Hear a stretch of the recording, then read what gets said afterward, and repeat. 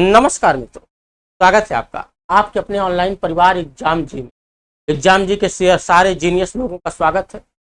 बड़ा ही महत्वपूर्ण टॉपिक आज का बड़ा चर्चा में है। ये कानून अचानक पुनः चुनाव के पहले चर्चा में क्यों?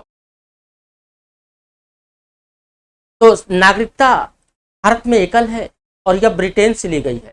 संविधान के भाग 2 में आर्टिकल 5 से 11 तक नागरिकता का प्रावधान किया गया है।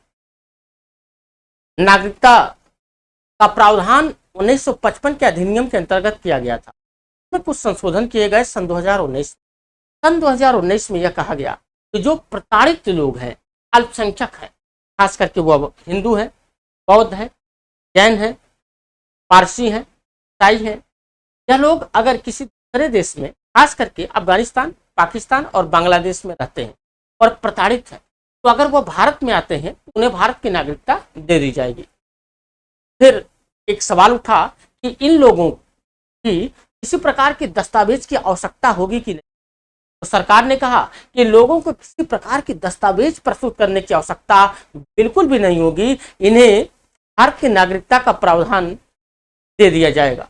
इसके अंतर्गत भारत में नागरिकता की अगर हम बात करें डियर, भारत में नागरिकता संशोधन अधिनियम सन 2019 में भारत के 3 पड़ोसी देशों से धार्मिक आधार पर प्रताड़ित होकर भारत आए शरणार्थियों को 31 दिसंबर सन 2014 से पहले भारत में शरण मांगी थी, उनको भारत की नागरिकता का अधिकार देने का कानून किया गया। या याद रखिएगा, 31 दिसंबर सन 2014।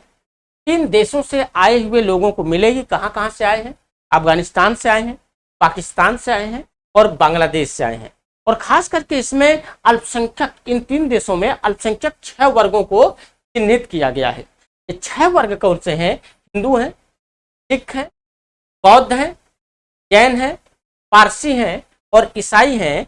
इन 6 के 6 लोगों को भारत की नागरिकता दी जाएगी जो अन्य देशों में इन 3 प्रताड़ित हैं। प्रमुख मुद्दे कौन से चर्चा में हैं? पुनर्वास और नागरिकता की कानूनी बाधाओं को दूर करता है, सबसे इंपॉर्टेंट चीज। फिर दशकों से पीड़ित शरणार्थियों को सम्मानजनक जीवन देगा। दिल्ली में मजनू का टीला है और मजनू के टीले पर रहने वाले जो शरणार्थी विदेशों से आए थे, खास करके पाकिस्तान से आए थे, बड़ी खुशी की लहर उनके अंदर है क्योंकि उन्हें भी भारत की नागरिकता दी जाएगी। नागरिकता अधिकार से उनके सांस्कृतिक, भाषाई और सामाजिक पहचान की रक्षा होगी और इसके साथ साथ आर्थिक, व्यावसायिक और फ्री मूवमेंट, संपत्ति खरीदने जैसे अधिकार किए जा सकेंगे। और कुछ महत्वपूर्ण चीजें इसके बारे में समझिएगा। नागरिकता संशोधन अधिनियम के अंतर्गत कई गलतफहमियां भी फैलाई गई हैं, जैसा कि विपक्ष इस पर बार बार सवाल उठा रहा है कि अचानक 4 साल के बाद इसकी अधिसूचना जारी करने की जरूरत क्यों पड़ी, वो अभी चुनाव के ठीक पहले। बात की बात ध्यान दीजिएगा, यह कानून जो है केवल उन लोगों के लिए है जिन्हें वर्षों से उत्पीड़न सहना पड़ा था और इसके साथ साथ दुनिया में भारत के अलावा और कोई जगह उनके पास नहीं थी कि वह भाग करके भारत की जमीन पर आए अपना समझ करके।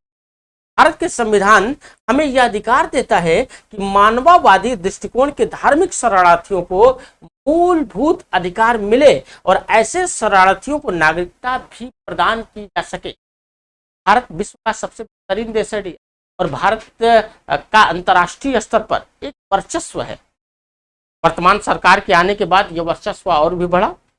यह वर्चस्व यह दर्शाता है कि भारत अपने पड़ोसी देशों के लिए और अपने नागरिकों के लिए बहुत ही संजीदा है ना। इसके साथ साथ कोविड महामारी के कारण नागरिकता संशोधन कानून को लागू करने में देरी हो गई। सन 2019 के बाद कोविड बड़े चर्चा में रहा और 3-4 चरणों में लॉकडाउन की प्रक्रिया हुई, कारण यह कानून बेहतर तरीके से लागू नहीं हो पाया। हम पड़ोसी देशों के प्रताड़ित धार्मिक अल्पसंख्यकों के संरक्षण के लिए सिटीजनशिप अमेंडमेंट बिल को लागू करने के लिए प्रतिबद्ध हैं, ऐसा सरकार ने कहा। आज इस वादे को कॉन्स्टिट्यूशन की स्पिरिट के साथ पूरा किया जा रहा है ना। तो इन लोगों को, जो कम्युनिटी है, जो अल्पसंख्यक अपने आप को अन्य देशों में बताते हैं, खास करके पाकिस्तान, अफगानिस्तान और बांग्लादेश में, ये लोग भारत में आकर के भारत की नागरिकता प्राप्त करेंगे। ये अच्छी बात है। चुनौतियां क्या हो सकती? भारत में लगातार जनसंख्या बढ़ने के कारण समस्याएं बन रही हैं। विश्व का जनसंख्या के प्रथम देश बन चुका है भारत। इसके बाद और लोगों को भारत में नागरिकता दिया जाना एक चुनौती का सबब हो सकता है। हालांकि सरकार उन लोगों के लिए बेहतर काम करेगी, रोजगार के साधन, आजीविका के साधन के साथ साथ इन लोगों के रहने की व्यवस्था भी बेहतर तरीके से बना देगी और भारत सरकार के द्वारा जो नियम कानून लागू हैं भारत के लोगों के लिए उन्हें भी प्राप्त होगा, ताकि उन्हें अपने घर जैसा माहौल मिले।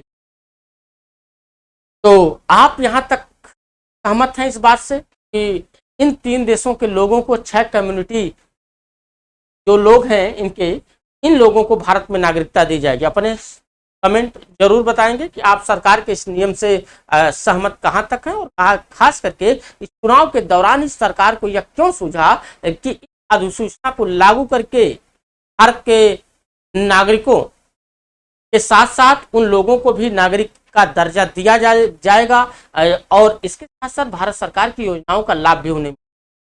कमेंट में जरूर बताइएगा, है ना। हालांकि भारत के नागरिकता की अगर बात करें, भारत के नागरिक लोगों को आर्टिकल 15, 16, 19, 29, 30 ये 5 मूल अधिकार पूर्ण रूप से प्राप्त हैं और बाकी भारत के साथ साथ अन्य विदेशी नागरिकों को भी प्राप्त है। ये तो जानते हैं आप। चलिए फिर मिलते हैं आपसे अगली क्लास में। अपनी कमेंट देना न भूलिएगा। तब तक के लिए जय हिंद, जय भारत, गुड नाइट, शुभ रात्रि।